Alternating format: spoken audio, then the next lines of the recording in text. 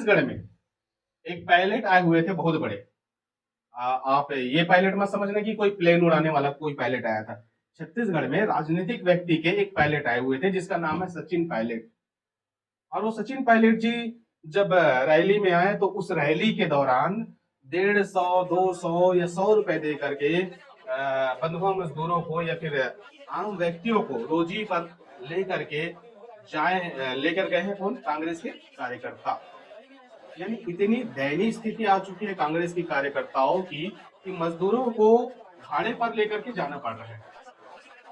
ये ऐसा स्थिति यदि कांग्रेस पर है तो विचार करने योग्य बात है कांग्रेस के लिए है, आपके या मेरे लिए नहीं है।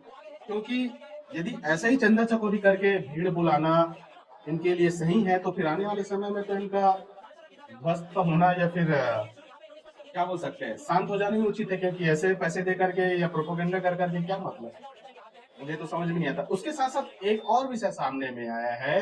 जब सचिन पायलट जी आए थे तब वो जो जिप्सी में बैठे थे, थार है जिप्सी है, उसमें जब बैठे थे कांग्रेसी एक कार्यकर्ता फोटो खिंचाता है सचिन पायलट जी के साथ, ऐसा करके वो क्या सेल्फी बोलते हैं वैसा। तो सेल्फी के दौरान जहां वो बैठे हुए थे उसके नीचे में अशोक चक्र का चिन्ह बना हुआ था। तो मैं पूछना चाहता हूं उन व्यक्तियों से जो कि जय भीम के नारे लगाते हैं और स्वयं मीम बनाते हैं। क्योंकि आप विचार करने वाली बात यह है कि जय भीम के नारे लगाने वाले, संविधान की रक्षा करने की बात करने वाले व्यक्ति इस स्तर में उतर चुके हैं कि अशोक चक्र के ऊपर पैर रखे हुए हैं, जो संविधान की रक्षा करने की बात करते हैं।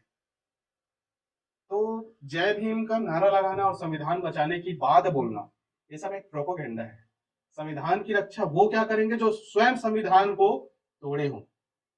मैं उन्हीं पार्टियों को बोल रहा हूं जो संविधान को एक समय में अपने पिता की जागीर या अपने माँ की जागीर समझते थे। एक समय में क्या बोल सकते हैं हम, जैसे अभी लॉकडाउन की परिस्थिति से गुजरे हैं कोरोना काल में, वैसे ही एक परिस्थिति आया था जिसे आपातकाल का नाम दिया गया था। वैसे ही एक समय आया था जिसमें नसबंदी किया गया था, ओनली फॉर या सिर्फ और सिर्फ हिंदुओं की। तो ये सब विषय तो इनके डीएनए में है जो कि सामने में आते रहेंगे। मैं बढ़ता हूं अगले विषय में।